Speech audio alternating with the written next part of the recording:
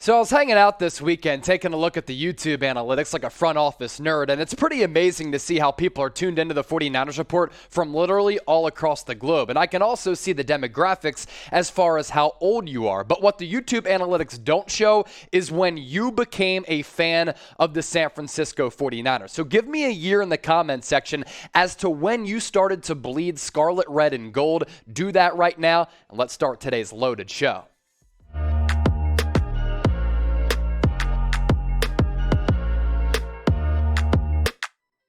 What's good, faithful? You're watching the 49ers Report by Chat Sports. I'm Chase Senior. Hope all of you had a jam-packed and fun weekend. Coming up on today's show, it's another loaded show here on the 49ers Report. Should the Niners sign James Bradberry, the cornerback who was cut today by the New York Giants? Is there a timeline for a Jimmy Garoppolo deal, and could he get traded heading into training camp? According to ESPN, that could be the case.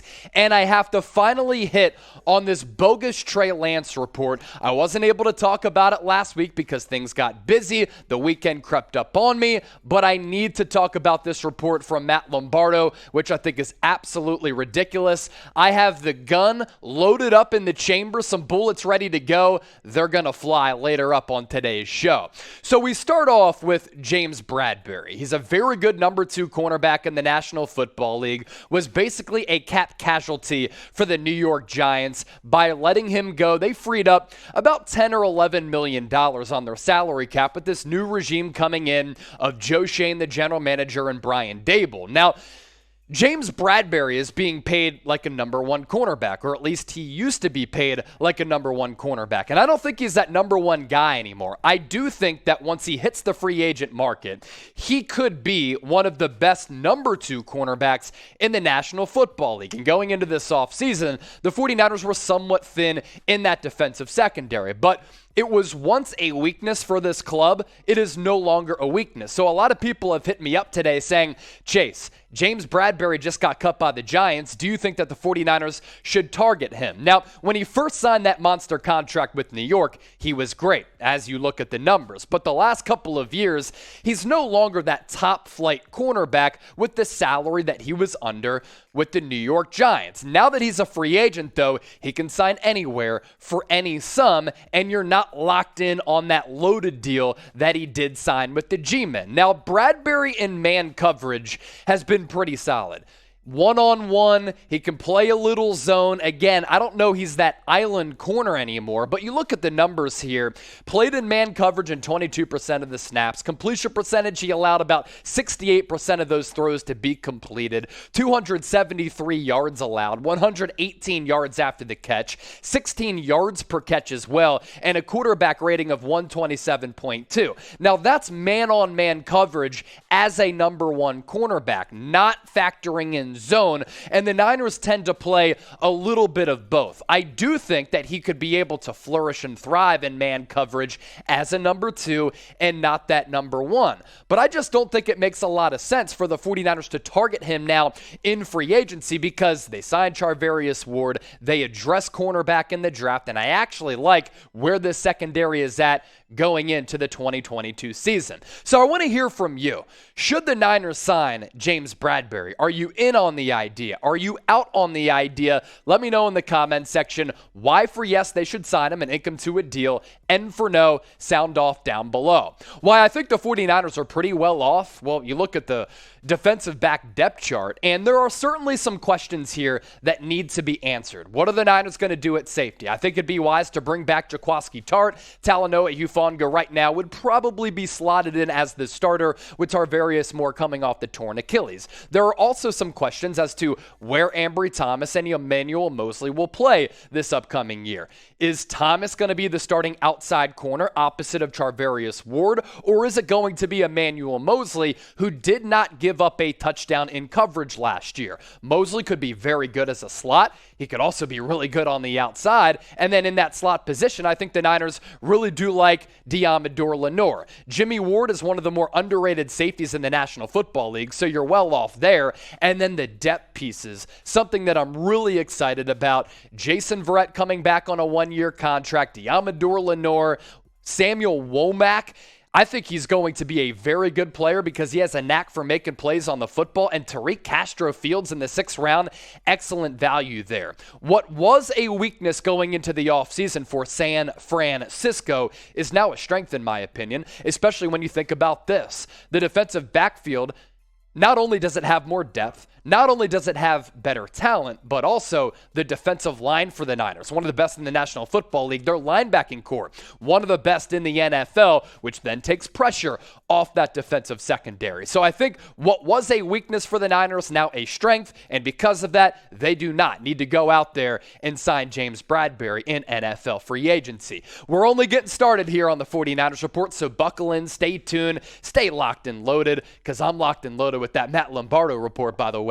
Coming up next, is there a timeline for a Jimmy Garoppolo trade? It appears as though there is. And then, yes, I'll talk about that bogus Trey Lance report and explain why, to me, it makes no sense. And I know a lot of the people in the faithful are also with me on that. So we've gone live on Call-In twice, a live interactive podcast. Think Twitter Spaces, but even better, we're going live once again this week. And moving forward, going live at least once a week. It's an awesome app where I'm able to take all of your calls live. Going live again on Wednesday. It all starts 8 o'clock Eastern, 5 o'clock Pacific, so make sure you join me. I'm going to put the link for the show in the comment section right now, so you'll be able to subscribe to the channel, turn on your notifications, so when we do go live, you will be notified. Plug in that link down below as well, chatsports.com/49ers call-in. I want as many subscribers as possible. Right now, we have like 54, 55.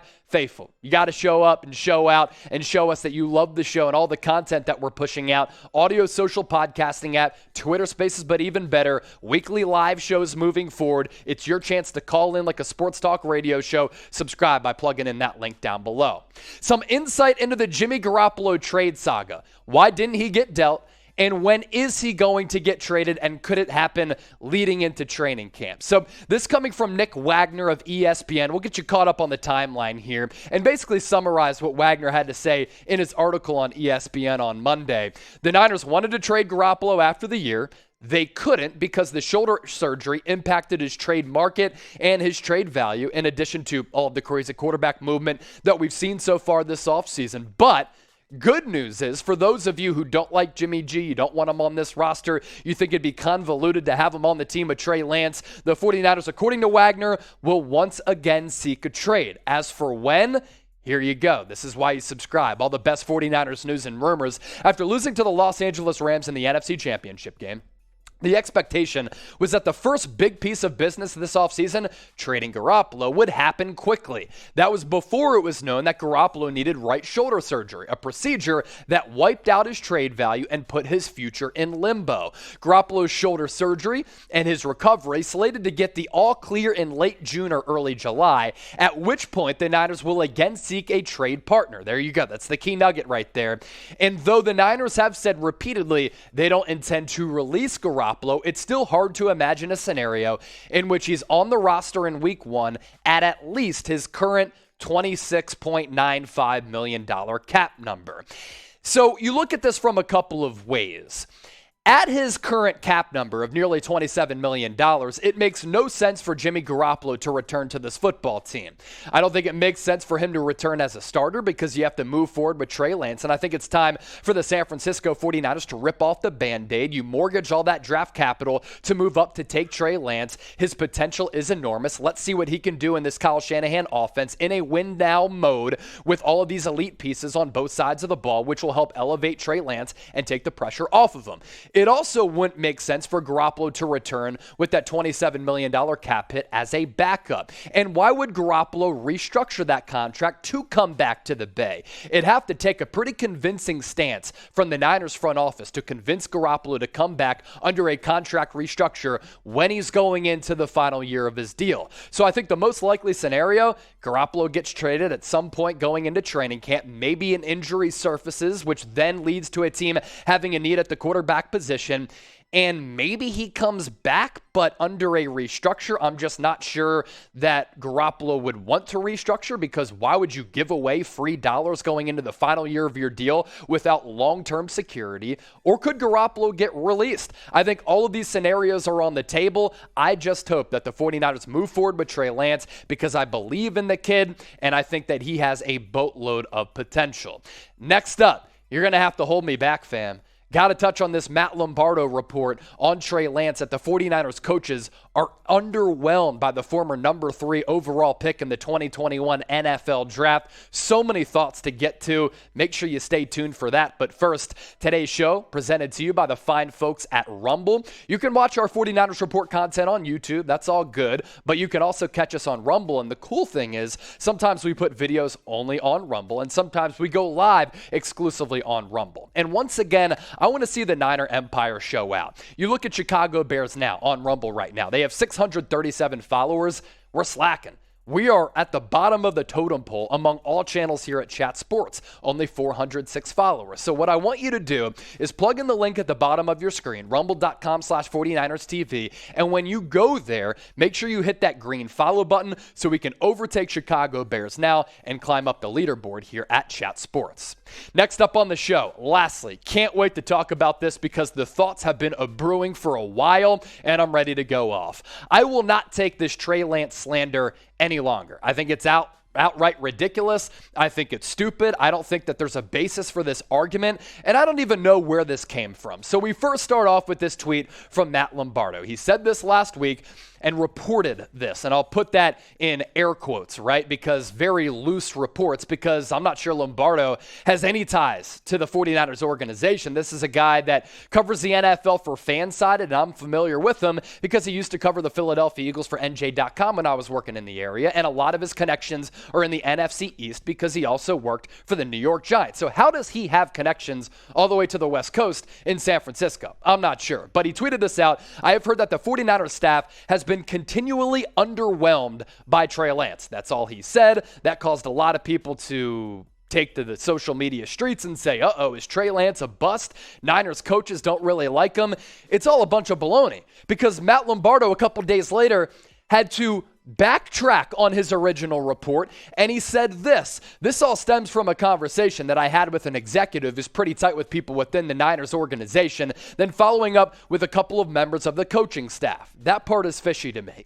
The feeling around San Francisco, dating back to last summer during training camp, was a little bit of disappointment over the Trey Lance and his arrival in training camp versus what they saw on film at North Dakota State from an arm strength standpoint, from a deep ball accuracy standpoint. Then you look at when he got into games this season, he didn't exactly set the world on fire. Now, I know he had the injury. I know that he was a rookie, and it certainly takes time for NFL quarterbacks to develop, but the Niners gave up a lot to get Trey Lance. And the questions that I keep hearing about the deep ball accuracy and the arm strength in practice, some whispers about how quickly he is understanding the playbook and all of the things, the general vibe is this might not have been what the Niners hoped for and hoped that they were getting when they gave up all that draft capital last year to go and get him. Lastly, the concerns that were shared with me stems from last year in training camp, last year when he was able to practice during the regular season. But quarterbacks do make those big leaps from year 1 to year 2. I think that's the sort of leap that the Niners have to hope Trey Lance makes in his second year. Before I offer my thoughts on all of this, and again, the bullets are in the chamber, I'm ready to rock, bang, bang, bang, bang, bang, Niner gang. Do you believe this report? B for believe or P for poo? I put the poop emoji there. Let me know in the comment section. So, this is the tweet once again from Matt Lombardo, and I have 5 thoughts really on what he had to say in this report. So once again, here's the tweet. I have heard that the 49ers staff has been continually underwhelmed by Trey Lance. So Lombardo's saying this. He starts off with this, right? I've continually been underwhelmed by Trey Lance, or I hear that coaches have been continually underwhelmed by Trey Lance.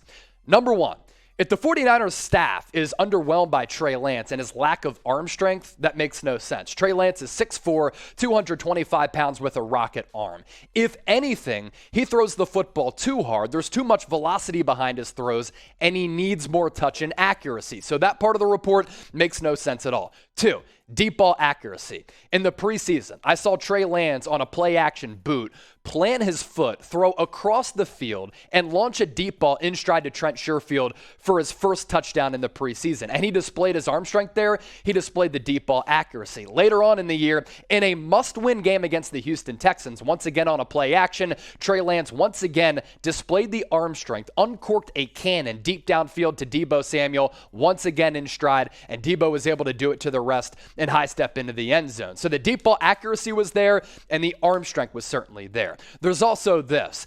If coaches are underwhelmed by Trey Lance and they thought that he was going to be further along, they shouldn't be surprised at his lack of development. Trey Lance out of North Dakota State was 20 years old when he was drafted. So if anything, everybody had to realize, and everybody knew at the time, that Trey Lance needed to fine-tune his mechanics, and there were certainly some flaws in his game. He needed to work on those. But the consensus, at least from me, with Trey Lance going into the draft, this guy had untapped potential. And if you compare him and his skill set, him and his ability to Mac Jones, it's not even close. There's a ceiling over Mac Jones. There is no ceiling. And Kyle Shanahan's offense with Trent Williams, George Kittle, Deebo Samuel, Brandon Ayuk, and the elite players on the defensive side of the ball, there's no limit. There's no ceiling above Trey Lance right now. And we knew that Trey Lance needed a little bit of fine-tuning. That's why going into this offseason, he needs every rep. He played one full season of college football at the FCS level, only played one game in 2020 in that COVID-shortened season with North Dakota State. But when he was on the field,